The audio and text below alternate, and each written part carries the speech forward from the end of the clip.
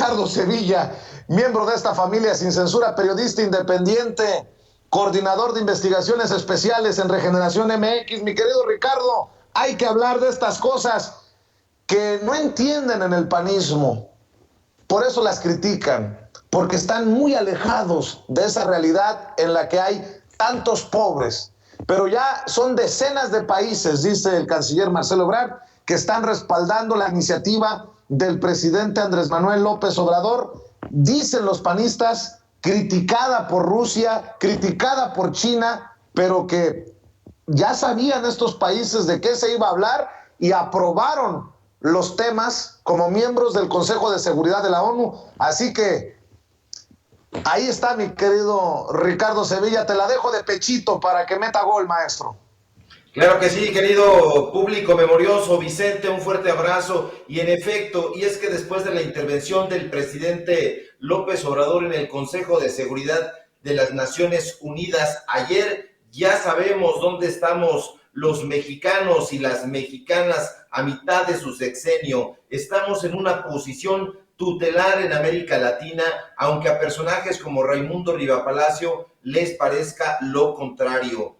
López Obrador pidió que no se maltrate a migrantes y pues bueno, salieron ahí no solamente estos personajes, sino también allá afuera, el director para las Américas de Human Rights, José Miguel Vivanco, aseguró que la semana pasada agentes habían disparado y matado a 2 personas por no haberse detenido en un puesto de control. Según Vivanco, los soldados y agentes de inmigración mexicanos a menudo golpean y extorsionan a los migrantes con total impunidad, pero no ofreció pruebas de sus dichos. Quien sí ofreció pruebas de videos donde han sido golpeados por migrantes fue un colaborador de aquí de Sin Censura, de la familia Sin Censura, que fue el abogado Gutiérrez Pliego, que subió la semana pasada un video donde sí se observa a caravanas, a un grupo de migrantes golpeando a miembros de la Guardia Nacional. Más allá de eso, lo cierto es que en su discurso, el discurso de López Obrador fue totalmente vigoroso y frontal. Nunca en la historia de esta organización se ha hecho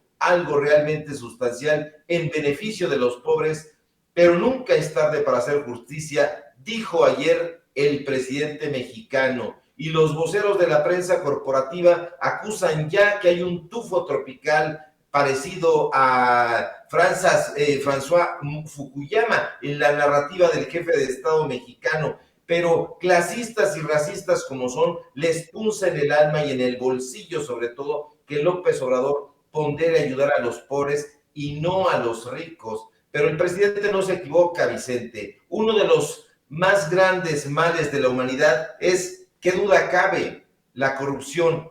¿O qué distraído podría discutir que el fenómeno social más grave, más punitivo del siglo pasado son las venas abiertas de la desigualdad, las venas abiertas de América Latina, como ya saben, quien dijo uno de los grandes escritores que no quiere Enrique Krause y su gente. Y bueno, el capitalismo es el que ha dejado este saldo lesivo y su brazo armado, el neoliberalismo. Los mexicanos y las mexicanas, querido público memorioso, al lado de López Obrador, hemos abrazado el tópico que ha acompañado el grito de guerra social de la Cuarta Transformación, por el bien de todos, primero los pobres. Es un imperativo social, pero sobre todo un imperativo moral, y solo a las cabezas huecas se les ocurriría negarlo. La propuesta de López Obrador es éticamente inapelable. Sí, nadie en su sano juicio, Vicente, podría estar en contra de combatir la pobreza, la desigualdad y la corrupción. De alguna u otra manera les está doliendo que el presidente mexicano haya trasladado las mañaneras a Manhattan y que lo hayan escuchado con puntualidad, pero sus opositores son personajes curtidos en el maniqueísmo ideológico, gente llena de contradicciones, de paja en la cabeza, que todo lo reducen a tiras cómicas y cuyos análisis están en blanco y negro, arriba y abajo, dentro y fuera, buenos y malos, todo lo pintan de derecha y de izquierda, acusan a López Obrador de ser un radical y ellos califican a los afines a la Cuarta Transformación de reaccionarios. No tienen ideas, carecen de imaginación crítica y de ahí que solo escriban descalificaciones, clichés, nauseabundos lugares comunes, pero López Obrador no hierra. Las élites en México, en América, en todo el mundo han socializado las pérdidas, han privatizado las ganancias